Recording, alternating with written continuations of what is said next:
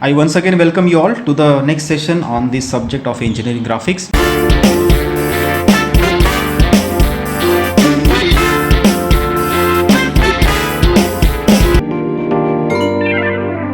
First of all, I would like to thank you all for being with me in this course of engineering graphics, and thank you all for your comments.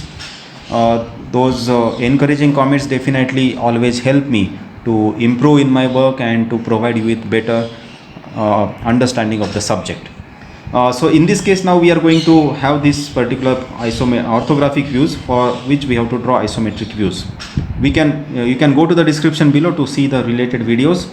Now how to draw this object that I had taught you in the previous video, when the orthographic projections were without this particular part. Okay, it was not included in the previous object.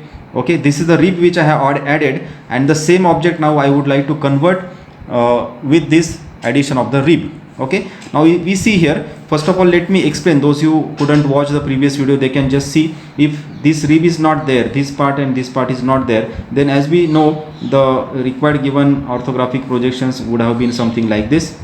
So that object is obtained in this way. Now we have to locate this particular rib in this given object.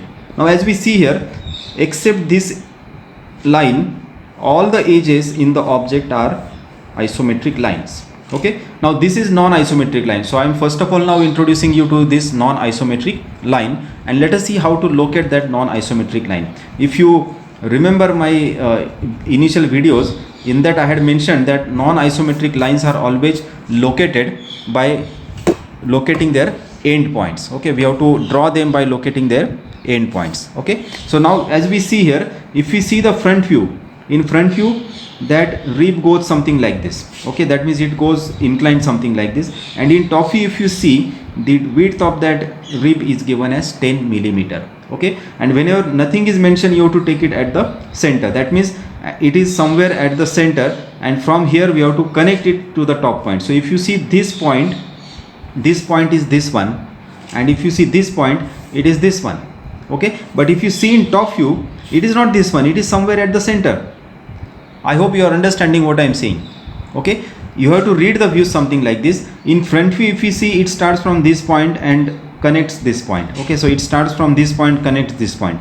But if you see in top view, it is not from here, it is somewhere at the center. Okay, that means it is 25 mm inside, then you get center line, and then on either side you get 5 mm each.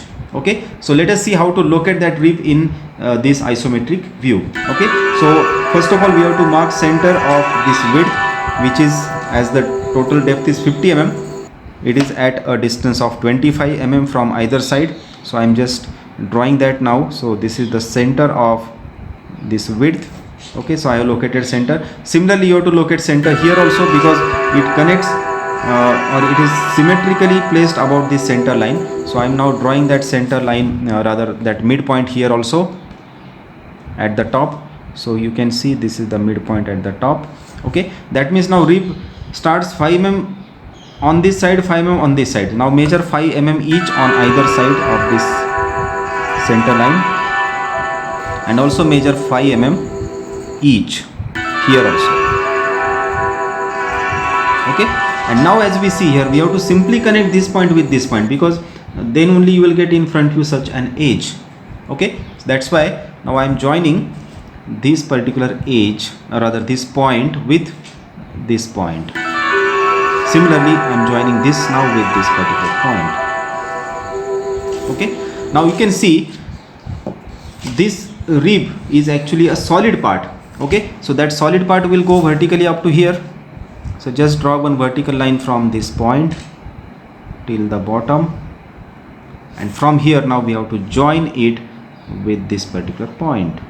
Okay, now we see here, because we never show invisible or dotted lines in isometric view, that's why we have to actually remove this.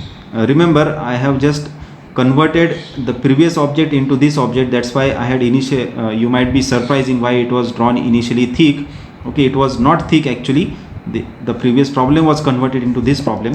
So now it gives you a feel of rib here. You can see now this particular rib is now clearly visible and seen this way. So now just check whether the required isometric projection obtained matches with the given orthographic projections. Okay, you see, if you look in this direction, you are going to get in front view something like this, okay, which is this way. Then in, as we see, this edge will coincide with this edge, that's why there will be only one edge. This edge will coincide with this edge, that's why again there is only one edge. And we see now only inclined edge we need to show, and that is seen here. Okay, if you see top view, in top view this rectangle is seen like this. Okay, then there is 1, 2 and this third rectangle, 3 rectangles now, 1, 2 and this middle rectangle, which actually represents this rib. Okay, so this way we now converted this given orthographic projections into isometric projections. I hope you understood this. Thank you very much for patient viewing.